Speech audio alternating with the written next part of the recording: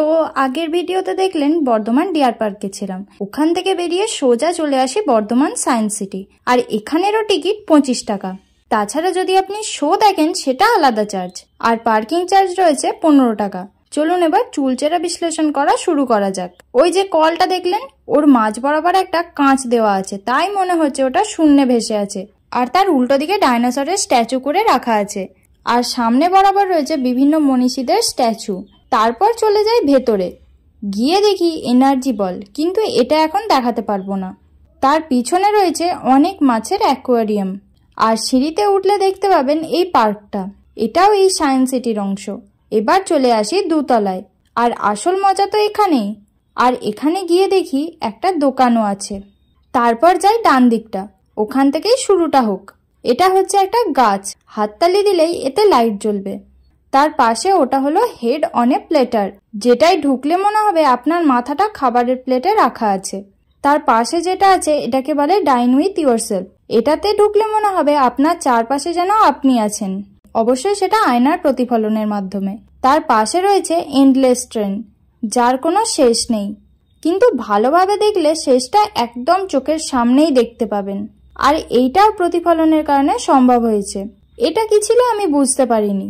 এসবের পাশে ছিল একটা টানেল, এটা বেশ ভালো লেগেছে আমার। তার পাশে ছিল ভুল ভুলাইয়া, এটা খুব ছোট কিন্তু বেশ মজাদার ছিল। মাঝে মাঝে রাস্তা হারিয়ে ফেলেছিলাম ঠিকই, কিন্তু দারুণ মজা লাগছিল।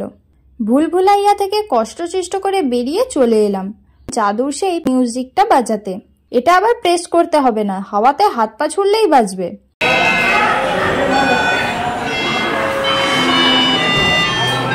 তারপর কিছু বাতাবি লেবু ছিল, না মানে এগুলোও প্রতিফলনের নিদর্শন। তারপরে এটা কি ছিল আমি ভুলে গেছি। এটা একটা চাকা, যেটা ঘুরিয়ে থামিয়ে দিতে হবে। তাহলে ঘোরানোর দরকার কি? না না, আমি সায়েন্সের স্টুডেন্ট হলেও এসব নিয়ে বলার আর কোনো ইচ্ছা নেই। যার যা জানার আছে সব গুগল সার্চ করে নেবেন। তারপরেই দেখলাম একটা ডিম আমাকে দেখে আনন্দে আত্মহারা হয়ে নাচতে শুরু করেছিল। আমি বললাম, থাক বাবা, তুমি ভালো থেকো। এই বলে আমি পাশের সুইচ টিপে দিলাম, আর দেখলাম এই জিনিসটা আমাকে দেখে ভয়ে কাজ করাই বন্ধ করে দিয়েছে।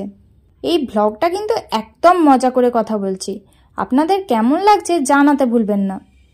তারপরে এই দুটো সময়ের শিলালিপির মতন ঘষা লেগে বিদ্যুৎ সৃষ্টি করার কথা ছিল, কিন্তু একজনের মন ভালো না থাকায় সে আর ঘুরল না, তাই বিদ্যুৎও সৃষ্টি হলো না। তারপরে এই চাকাটা ঘুরিয়ে দিলাম, কিন্তু এত কিছু লেখা আছে দেখে আর পড়লাম না। আর পাশে চলে গেলাম, ঢুকে দেখি একটা অন্ধকার ঘর। এখানে সুইচ টিপে দিয়ে একটা বোর্ড আছে, তার সামনে গিয়ে দাঁড়াতে হবে। তারপরেই একটা লাইট জ্বলে উঠবে, আর আপনি নিজের ছায়া বা প্রতিচ্ছবি দেখতে পাবেন সেই বোর্ডে। তারপরে একটা কুয়ো দেখছিলাম, এত গভীর যে দেখাই বন্ধ করে দিয়েছিলাম।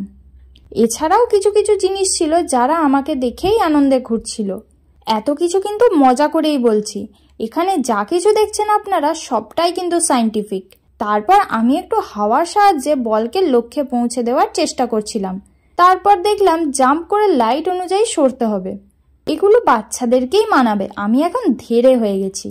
তার পাশে আমাদের ছোটবেলার গেম বক্সের একটা বড় ভার্সন ছিল, যাতে গেম খেলতে লেগে পড়েছিলাম। আর এই যে বাচ্চারা লাফাচ্ছে, ঠিক এভাবেই লাফাতে হয়, শিখে নিন। শিখলেন? এবার লাইক শেয়ার করে সবাইকে লাফাতে বলুন।